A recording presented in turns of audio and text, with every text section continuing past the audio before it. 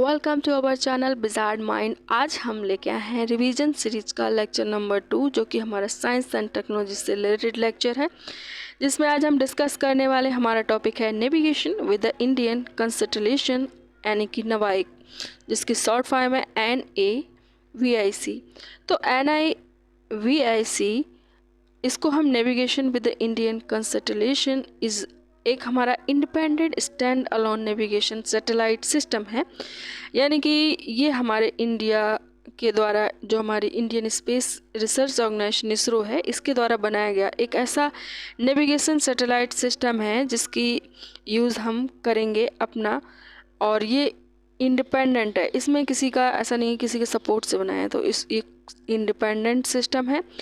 और इसका एम क्या है? इसका एम है कि जो हमारे जो सिविलियन हैं उनको नेविगेशन में ज़रूरत पड़ती है, तो इसलिए इंडियन कंस्टलेशन नवाइक और इसका यूज़ करते हैं।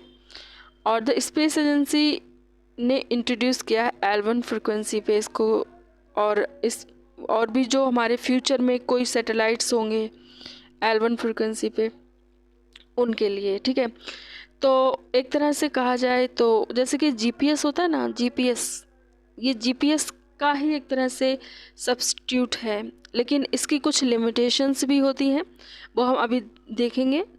पहले हम समझते हैं इसके बारे में कैसे काम करता है। तो सबसे पहले ये है कि इसरो का प्लान क्या है। ये तो इसरो का प्लान ये है कि जो कि हमारे जो आने वाले सैटेलाइट्स हैं NVS 01 ऑनवर्ड, तो इसको ये रिप्लेस करेगा इन सैटेलाइट्स को जो कि L1 फ्रिक्वेंसी पे हैं।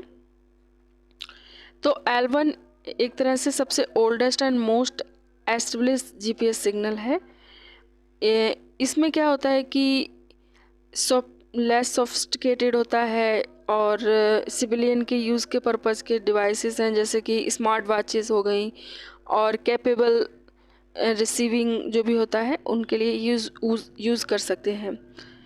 तो इसलिए इस बैंड के थ्रू क्या होता है, use of NavIC in civilian use gadget can go up. और इसरो का प्लान ये है कि एक तरह से एक ग्राउंड स्टेशन जापान और फ्रांस में एक तरह से ट्रायंगुलेट जो एरिया है उतना अंडर नवेक कवरेज, तो इसमें फ्रांस और जापान और इंडिया का जो रीजन है ट्रायंगुलर एरिया वो कवर करेगा। अब हम समझते हैं अबाउट द नवेक। तो नवेक हमारा इंडिया का एक तरह से home grown alternative to GPS कैसे काम करता है? GPS एक तरह से उसी का ये एक अल्टरनेटिव है। GPS का हम कहाँ पे यूज़ करते हैं? हमें कहीं जाना होता है तो हम सिंपली अपने मोबाइल में एक लोकेशन को ट्रैक करते हैं और उसको फॉलो करते हुए हम अपनी डेस्टिनेशन पर पहुंच जाते हैं। तो विद इन लाइक जो इसकी रिक्वायरमेंट थी, वैसे ही ये भी उसकी ज़रूरत को पूरा करने वाला है हमारा नवेक का जो सिस्टम है। ये किसके द्वारा किया गया है? Developed by the ISRO, and the navigation satellite system was first.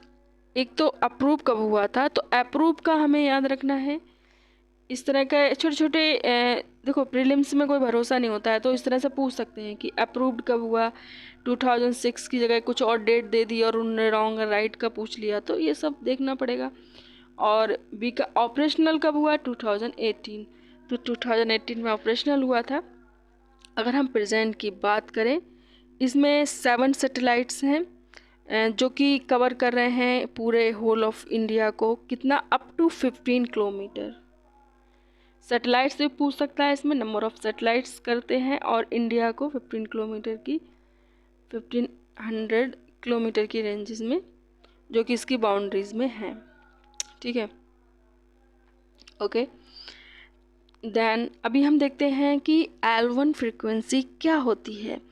L1 frequency को हमें समझने के लिए समझना पड़ेगा कि हमें कम्युनिकेशन के लिए एक वायरलेस कम्युनिकेशन हमको ज़रूरत होती है, जिसमें क्या होता है कि जो हमारी इलेक्ट्रोमैग्नेटिक वेव होती हैं वो हवा में जाती हैं। एक जो फ्रिक्वेंसी होती है, जो जिसकी लिमिट दे रखी है यहाँ पे, इसकी लिमिट है 3 किलो हर्ट्ज है टू 300 गीगा हर्ट्ज तक की इसकी लिमिट दे रखी है, ठीक है। यानी कि थ्री थ्री से, ये इसकी लिमिट भी पूछी जा सकती है L1 की, तो ये भी हमें पता होना चाहिए। सो 3 किलो हर्ट्ज से 300 गीगा हर्ट्ज तक जाएगी। तो L1 फ्रिक्वेंसी बहुत ही कॉमनली जो यूज़ फ्रिक्वेंसी है, जो कि GPS में यूज़ की जाती है, उसे हम L1 फ्रिक्वेंसी कहते हैं। ठीक है, देन अभी हम समझते हैं कि अगर हम कंपेयर करें इसकी नवाई की GPS से तो कैसे है। तो सबसे पहले जो मेन डिफरेंस है इसका, एक सर्विसेबल जो एरिया, मतलब कितने एरिया में ये कवर करेगा, कितना जो सिस्टम के अंदर कौन कितना एरिया ये दिखा सकता है। जैसे GPS का जो सर्विस एरिया है वो काफ़ी ब्रॉड लेवल पे है, मतलब पूरे दुनिया भर का पूरा कवर कर लेता है। लेकिन अभी इस GPS cater to user across the globe, पूरे जितना ग्लोब है उसके अक्रॉस करता है।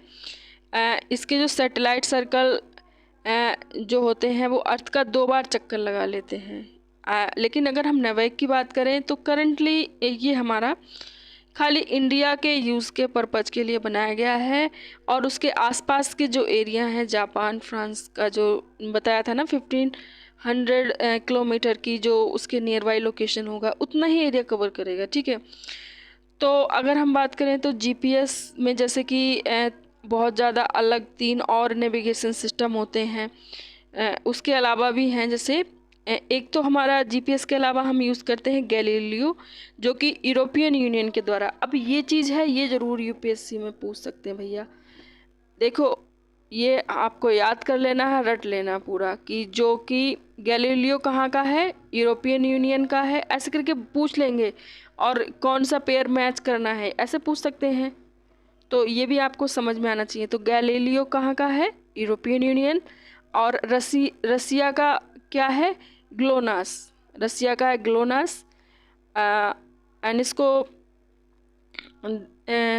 थर्ड नंबर पे एक ये चाइना का है, चाइना का है वीडियो। अब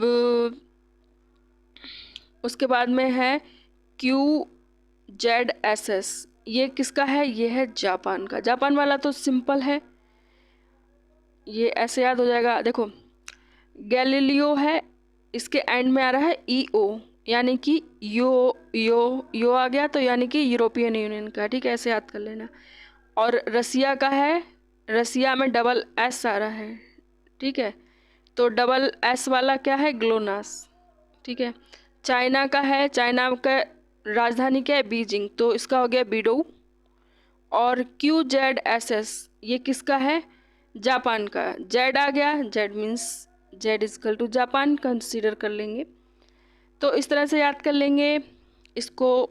इस तरह का अगर प्रीलिम से पूछेगा तो पेयर अगर मैच करने को आ गया, या फिर स्टेटमेंट कौन सा मैच करके बताओ इनमें से कितने पेयर सही हैं, ऐसे भी पूछ लेते हैं। तो आप उसके लिए प्रिपेयर रहिए अच्छे से, जब करंट अफेयर पढ़ें तो उसके किस तरह से क्वेश्चन बनाए जा सकते हैं, तो वो भी आपको समझना है। तो ये हमारे रीजनल नेविगेशन सिस्टम हो गए हैं, जो कि हमारी एशिया ओशियाना रीजन को कवर करते हैं। फोकस करते हैं किस पे, जापान पे।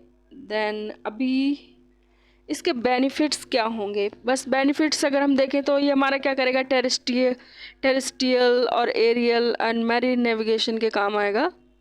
ठीक है, यानी कि हमारा जल थल स्थल इन सब का नेविगेशन करना है, उसको करने के काम आएगा। यहाँ तक कि डिज़ास्टर मैनेजमेंट होता है, जैसे कि अब हमें लोकेशन पता है कहाँ पे हुआ है, ये सब मैनेजिंग करना होगा, तो डिज़ास्टर तो हमें GPS की ज़रूरत होती है, किस लोकेशन पे क्या चीज़ है।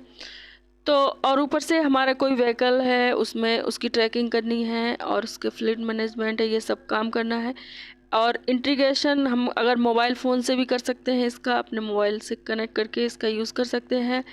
और ये हमारे टाइमिंग का प्रिसाइज की भी काम आएगा। And visual and voice navigation for device drivers. ठीक है, और mapping and geodetic data capture, और terrestrial navigation aid for hikers and travels. तो ये हमारा कंप्लीट हो चुका है टॉपिक। अब हम मिलते हैं नेक्स्ट टॉपिक में। पढ़ते रहिए, अच्छे से रिवाइज कर लीजिए। हमारा जो साइंस एंड टेक्नोलॉजी की जो सीरीज़ है, आप इसे ज़्यादा से ज़्यादा शेयर कीजिए, ताकि हम और इंटरेस्टिंग टॉपिक को अच्छे से अच्छे, जितना आप ज़्यादा शेयर करेंगे तो मोटिवेशन मिलेगा। और मैं जल्द ही सारे जितने भी साइंस टेक्नोलॉजी के टॉपिक हैं उनको कवर कर दूंगी और आप लोगों को कोई दिक्कत नहीं होगी। मतलब जी, अगर साइंस टेक्नोलॉजी से कोई भी क्वेश्चन आएगा वो आपका छूटेगा नहीं, ठीक है, ये मैं गारंटी लेती हूँ। Thanks for watching our channel. Thank you so much.